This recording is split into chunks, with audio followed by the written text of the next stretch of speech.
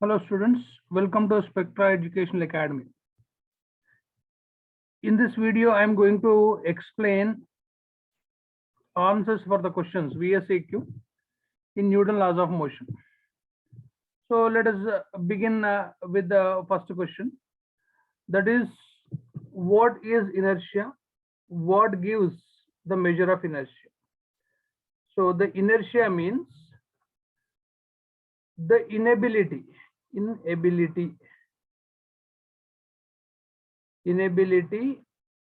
of a body to change its state. So that state may be rest, motion, or direction. Inability of a body to change its state on its own.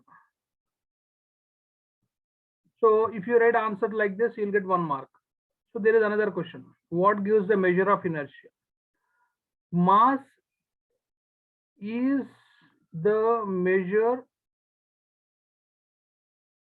of inertia. Why? Because I'll give you an example. You take a toy car and real car. Real car has more mass. To change the state, it may be rest or motion or direction. You require more force. So therefore, more the mass, more is the inertia.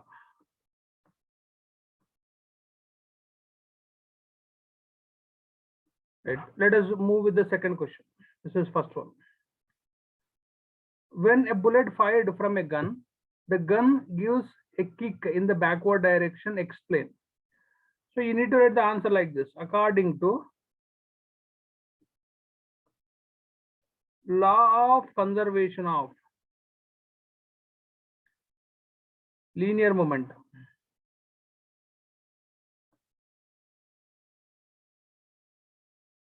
Law of conservation of linear momentum, you can simply write it as LCLM.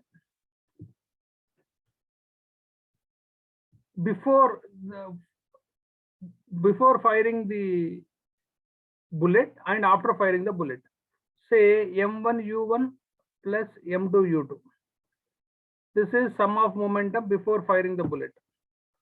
This is sum of momentum after firing the bullet, M2V2. So this is initial momentum of the bullet, initial momentum of the gun, final momentum of the bullet, final momentum of the gun. But before firing, just before firing, the initial momentum will become 0. Now what will you get here? M1V1 is equal to minus M2V2. So question, they mentioned that why gun is moving backward. The reason is negative sign indicates that if bullet moves forward, gun will move backwards. So this is the reason. Next, question number 3. Why does a heavy rifle not recoil as strongly as light rifle using the same cartridges? Again, same, according to, once again, LCLM. So before firing, the sum of initial momentum M2U2, after firing the sum of final momentum M2V2. So before firing, this quantity will become 0. Now you will get finally M1V1 is equal to minus M2V2. But you try to understand what is the relation between mass and velocity when momentum is constant. So mass and velocity are inversely proportional. Since heavy rifle is having more mass, it will come back with less velocity. So the velocity with which it comes back is called as recoil velocity. So therefore, more the mass, less is the velocity with which the gun with cartridges, heavy rifle with same cartridges. So therefore, it comes back with the slowly. Next, question number 4. 2, 3, and 4. The explanation is similar. Question is, if a bomb at rest explodes into two pieces, the pieces must travel in opposite direction. Explain. Once again, according to law of conservation of linear momentum, sum of momentum before explosion is equal to sum of final momentum after explosion. So sum of final momentum before explosion is 0, and you will get m1 v1 is equal to m2 v2. It means that so negative sign indicates that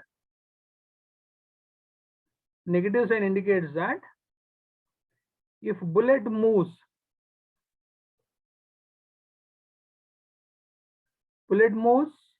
forward and gun moves backward.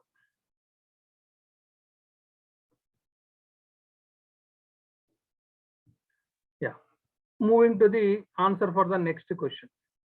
So this is actually numerical.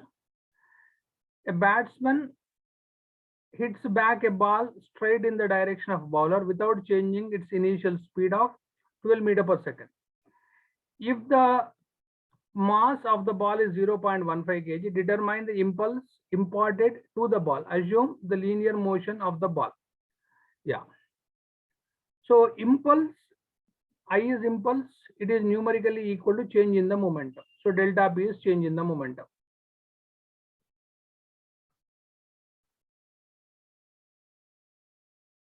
So how do you express it? It means m of v minus u. Say there is a bat here. Ball is moving with the u, that is mentioned 12. Maybe batsman playing defense, moving back with v, but direction is opposite. So therefore, in the formula, delta P, or this is also equal to I, m, we have to write v minus of minus u. Why? Because initial momentum is opposite to the final momentum. So direction is opposite. So therefore, you'll get it as m of v plus u. So what is u, what is v means? You let us substitute. M is also mentioned in the question, it is 0.15. And v 12, u is also 12.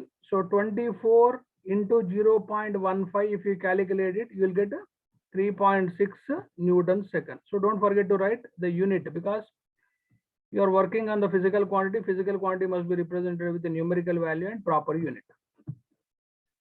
Next, question number 6. That is define force. What are the basic forces in nature? So what is force means? The agency. In particular, external agency. External agency which can change the state.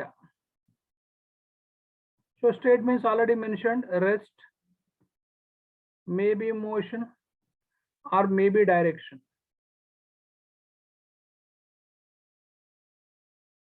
Change the state of a body.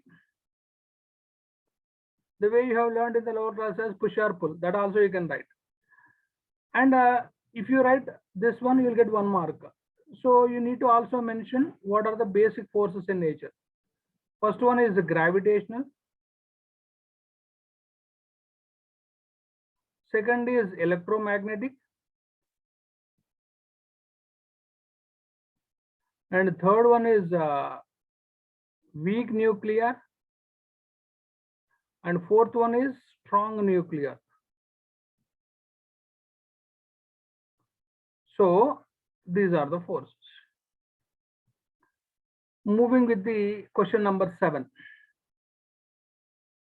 Calculate the time period for a net force of 5 newtons to change the velocity of 10 kg mass by 2 meters per second. So first let us write the basic formula for force is F equal to ma. You can write A as change in velocity taking place in this time interval t. Now the question is, present question is t. They are asking us to find out. How can you write doing cross multiplication? You can write m v minus u by f. Now you substitute the values. How much is m? M is 10 kg. Change in velocity itself given in the question as 2 meter per second. Force applied, how much? 5 newtons. So if you simplify this, this is 2 times 4 seconds. Don't forget the proper unit to write. Question number 8. From 8 to 11, these are from friction. So friction is part of Newton laws of motion. Question is, why does the car with flattened tires stop sooner than the one with inflated tires? For example, let me draw the tire in which tube of the tire in which you are not maintaining the required air pressure. The tube of the tire in which you are maintaining the required air pressure. So will be like this. Even you draw the road like this.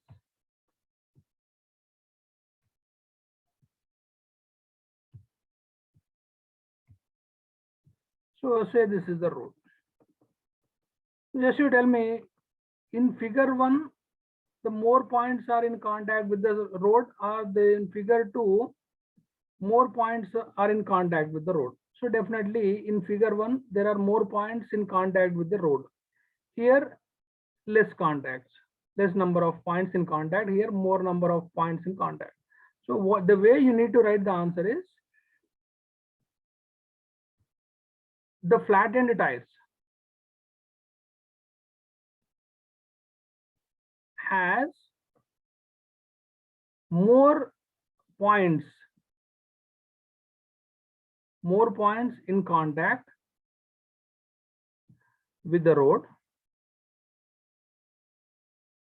than the tire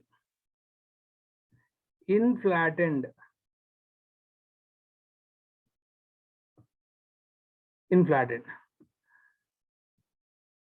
The rolling friction depends on area of contact. Also, if the tire is flattened,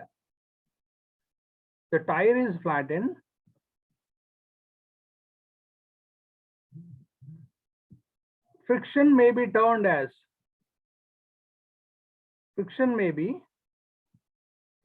kinetic. If the tire is inflattened, friction is rolling. So therefore, the magnitude of rolling friction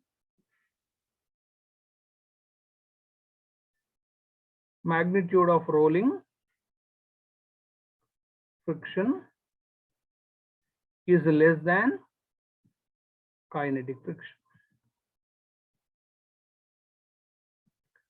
Let us proceed with question number 9. Let me read the question first. A horse has to pull harder during the start of the motion than later. Explain. So the answer is, at the start,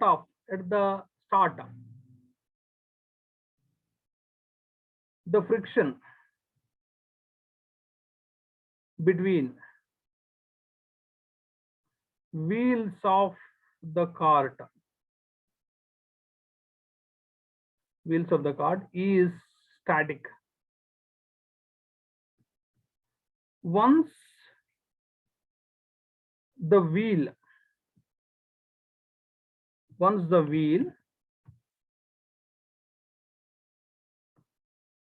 started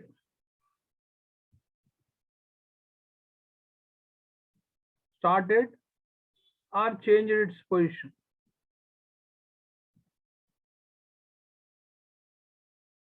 friction will be turned up as friction will become kinetic. The magnitude of static is greater than magnitude of rolling, magnitude of kinetics. So this you need to write. Now moving with question number 10.